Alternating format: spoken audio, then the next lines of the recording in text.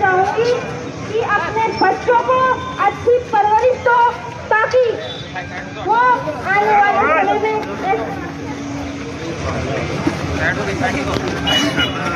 अंकित भैया को न्याय दो, न्याय दो, न्याय दो। हमारी मांगें पूरी करो, पूरी करो, पूरी करो। हमारी मांगें पूरी करो, पूरी करो, पूरी करो। हमारी मांगें पूरी करो, पूरी करो, पूरी करो। अंकित भैया को न्याय दो, न्याय दो, न्याय दो। हमारी मांगें पूरी। उपस्थित सज्जनों,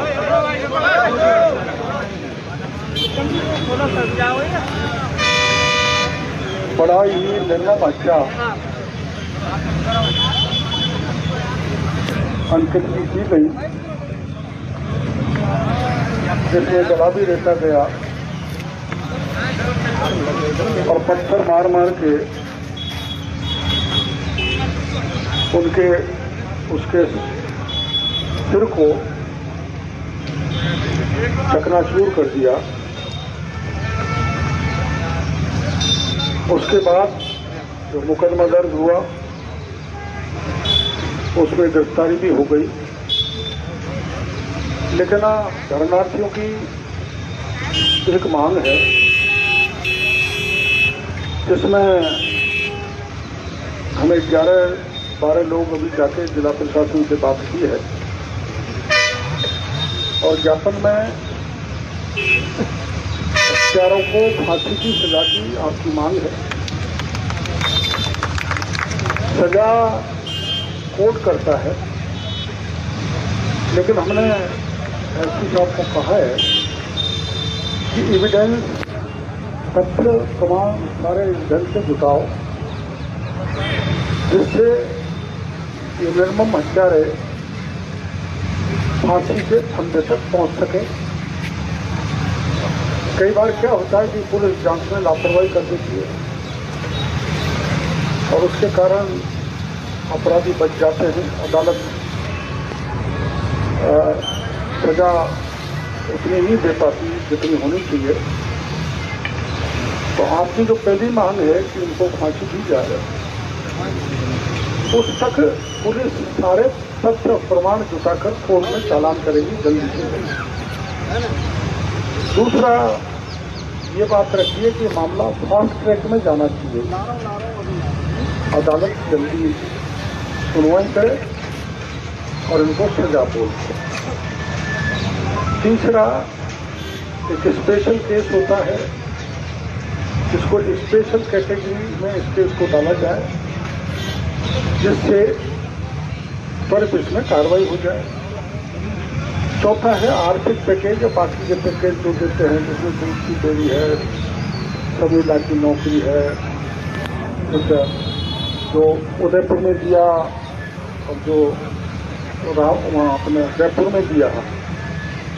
जयपुर में मुख्यमंत्री जी ने, पिछली सरकार ने आपस में आमने सामने जा रहे थे, हिंदू और मुसलमान जवानों में टक्कर हुई, वहाँ लठपंजेबाजी हो गई तो एक मुस्लिम युवक की मौत हो गई। उस पर सरकार ने उस समय 50 लाख दिया था, एक डेयरी का बूथ दिया था और एक सुविधा पे नौकरी दी थी।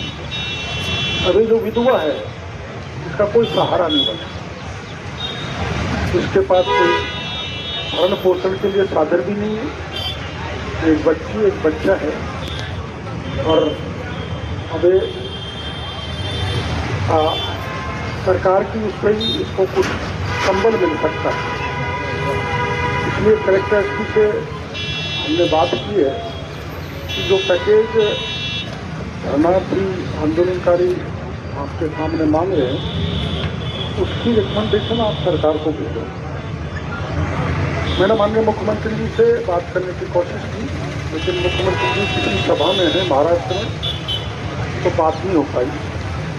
मैं देर रात या कल जल्दी सुबह ये बात रख के उनके सामने कह दूंगा कि जिलाध्यक्ष जी भी बात करेंगे, हमारे बाकी के लोग भी बात करेंगे और एक तरह से हमारी भी सहमति है कि जो पैकेज आप मांग रहे हैं उसको सरकार मांगे।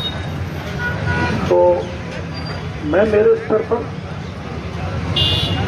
जो आपने मांग रखी है, जो आपकी मंशा है, जो आपकी इच्छा है, जो आप चाहते हो, वो पूरा हो, इसके लिए मैं भरसक कोशिश करूंगा। इस बात का आपको भरोसा देना चाहिए।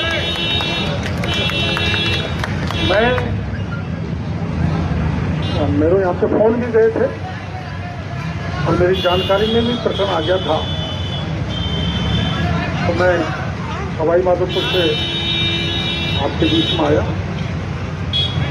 मैं यही ईश्वर से प्रार्थना करूंगा कि इस समस्या का समाधान जल्दी से जल्दी हो, और आप क्या फैसला करोगे तो आप जानो, पर मैं मेरी तरफ से सरकार से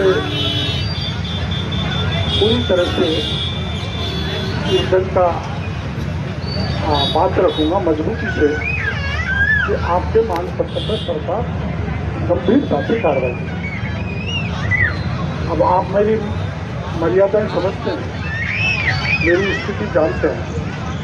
अगर मैं आज मंत्री नहीं होता तो मैं भी आपके साथ बैठ जाता, लेकिन मैं बैठ नहीं सकता। वैसे तो मैं सत्ता में हूँ, तो सरकार के खिलाफ आंदोलन हो रहा है, तो मेरे को आना भी नहीं चाहिए।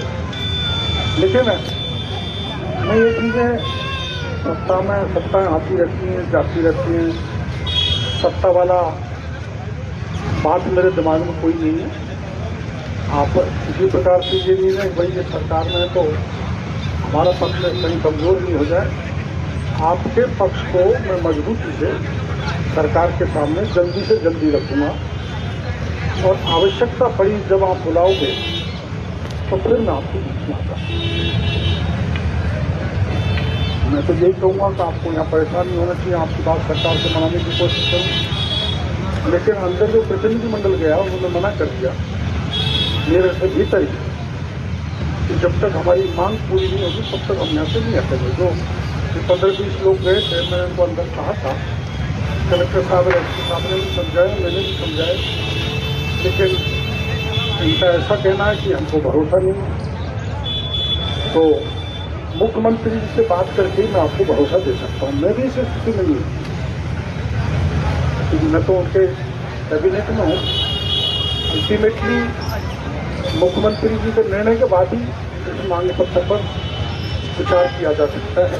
तो मैं भी आपके बीच में कोई आश्वासन नहीं दे सकता। हाँ, मैं इतना आश्वासन दे सकता हूँ कि ये गंभीरतम घटना है, ये निर्ममता की पराकाष्ठा है, ये उदयपुर और जयपुर की घटना से किसी भी तरह से कम नहीं है।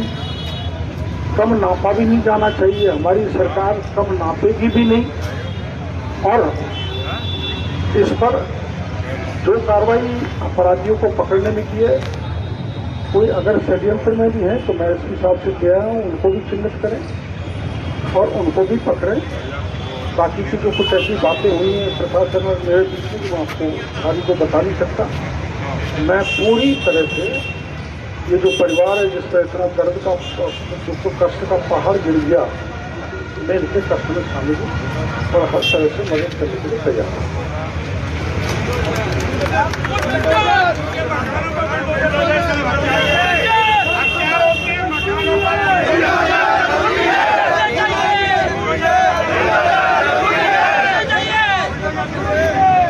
न्याय की मांग जो है हथियारों के जो हत्यारे हैं उनके घर पे बुलडोजर चले, ताकि इन फ्यूचर कभी भी ऐसी घटना करने से पहले इंसान 100 बार नहीं 1000 बार सोचे। आप क्या चाहोगे ना सर, ऐसा हो नहीं सकता न्याय ना मिले। आप देखो, आप हम सब जब जाहिर है डॉक्टर साहब जहाँ आते हैं वहाँ निर्णय होते ही है, लेकिन मेरा डॉक्टर साहब से भी निवेदन है कि जरूर हम सत्ता में है, राज हमारा है, लेकिन इस राज में अगर सरतन से जुदा होने लगा तो इस राज का कोई फायदा नहीं है। कोई फायदा नहीं है। इसलिए ये सर तन से जुदा होने की परंपरा राजस्थान में अंतिम कहानी बननी चाहिए। हमारी आपसे प्रार्थना है आप जहां कहोगे जैसे कहोगे संघर्ष करने में तैयार है। देखो भाई, मेरे बात सुनो।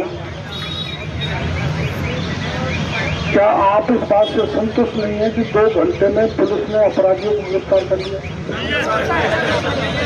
क्या आप इस बात से संतुष्ट नहीं है कि जो पेपर बिल्कुल नहीं है तो उसका कोई इलाज नहीं, आप कुछ करो? क्या आप इस बात से संतुष्ट नहीं है कि पिछले रात में जो पेपर लीक हुए उसमें 38 थानेदार जेल की हवा खा रहे हैं? क्या आप इस बात से संतुष्ट नहीं है कि सरकार ने आते ही एंटी गैंगस्टर एक्ट लागू किया, जिससे अपराधियों के जो आप कह रहे हो नहीं है, मकान गिराना, उनको नुकसान आर्थिक दृष्टि से पहुंचाना, कड़ी से कड़ी सजा देना। पहले तो कभी एंटी गैंगस्टर एक्ट लाई नहीं कोई सरकार, तो अपराधियों के खिलाफ पुख्ता कार्रवाई करने की दृष्टि से भजनलाल सरकार ये एंटी गैंगस्टर एक गैंग बनाई है और SIT भी बनाएंगे ऐसे मामले में जिसमें गंभीर अपराधी पहुंच से बाहर है। इसलिए ये बच्चा अभी कह रहा था, मैं जानता नहीं कि आप चाहोगे तो काम हो जाए। मैं क्यों नहीं चाहूँगा भाई, मैं क्यों नहीं चाहूँगा? मेरे इस इलाके से ऐसे रिश्ते हैं जिनका विवरण नहीं दिया जाता। मेरे परिवार के समान जो बच्चा मरा है वो मेरे परिवार का बेटा है, मेरा बेटा। इसलिए आप कभी शक शुबा मत करो। आपकी लड़ाई आप किस तरह से लोग तो आप जाने, लेकिन मैं इनको न्याय दिलाने के लिए मुख्यमंत्री जी से बात करने में किसी प्रकार की कोर कसर नहीं छोड़ूंगा। और इसका एक उदाहरण देना चाहता हूँ। देखो, कोई मंत्री किसी धरने का नहीं करता। RS की परीक्षा का पेपर पोस्टपोन करने का धरना राजस्थान यूनिवर्सिटी में चला, 7 दिन तक चलता रहा, कोई नहीं गया, मैं आगे से गया, धरनार्थियों से बात की, और चाहे कुछ भी करना पड़ गया, चीफ सेक्रेटरी हो, TG हो, मुख्यमंत्री हो, सबसे बात करके मैंने उनकी मांग मनवाई और परीक्षा पोस्टपोन करवाई। तो उसी इरादे के साथ मैं मुख्यमंत्री जी से, चीफ सेक्रेटरी DG से बात करूंगा। मैं यहाँ कुछ कह जाऊँ, वहाँ कुछ नहीं करूँ, मेरे स्वभाव में नहीं है भाई। हाँ, इसलिए विश्वास रखें, आप ये बहम नहीं करें कि आप चाहोगे तो ये हो जाएगा। मैं चाहूँगा तो कुछ न कुछ करके रहूँगा, इस बात का विश्वास है। देख रहे हैं डॉक्टर साहब किरोड़ीलाल जी ने परिवार को सांत्वना दी है।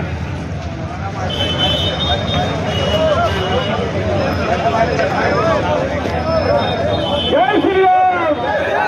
एक बार शांति से बैठ जाए, एक बार और सुन ले, शांति से।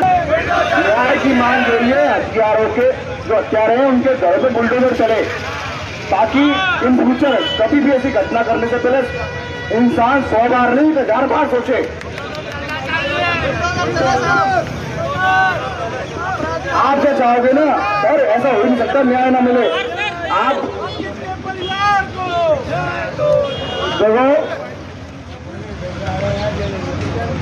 आप हम सब जब जाहिर है डॉक्टर साहब जहाँ आते हैं वहाँ निर्णय होते ही है, लेकिन मेरा डॉक्टर साहब से भी निवेदन है कि जरूर हम सत्ता में है, राज हमारा है, लेकिन इस राज में अगर सरतन से जुदा होने लगा तो इस राज का कोई फायदा नहीं है, कोई फायदा नहीं है। इसलिए ये सर तन से जुदा होने की परंपरा राजस्थान में अंतिम कहानी बननी चाहिए।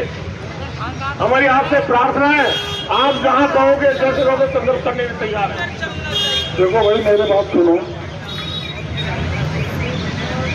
क्या आप इस बात से संतुष्ट नहीं है कि 2 घंटे में पुलिस ने अपराधियों को गिरफ्तार कर लिया?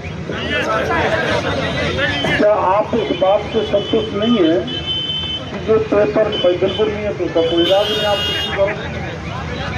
क्या आप इस बात से संतुष्ट नहीं है कि पिछले रात में जो पेपर लीक हुए उसमें 38 थानेदार जेल की हवा खा रहे हैं?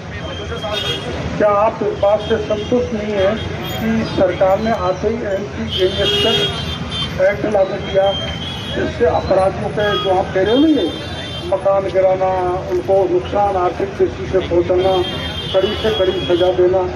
पहले तो कभी एंटी गैंगस्टर एक्ट लाई नहीं है कोई सरकार।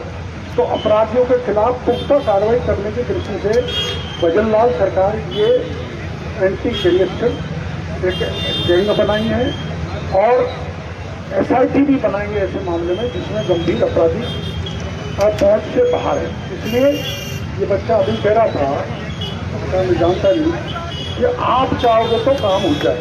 मैं क्यों नहीं चाहूँगा भाई, मैं क्यों नहीं चाहूँगा। मेरे इस इलाके से ऐसे रिश्ते हैं जिनका विवरण नहीं दिया जाता। मेरे परिवार के समान जो बच्चा मरा है वो मेरे परिवार का बेटा, मेरा बेटा। इसलिए आप कभी शक शुबा मत करो। आपकी लड़ाई आप किस तरह से लोगे तो आप जाने, लेकिन मैं उनको न्याय दिलाने के लिए मुख्यमंत्री जी से बात करने में किसी प्रकार की कोर कसर नहीं छोड़ूंगा। और इसका एक उदाहरण देना चाहता हूँ।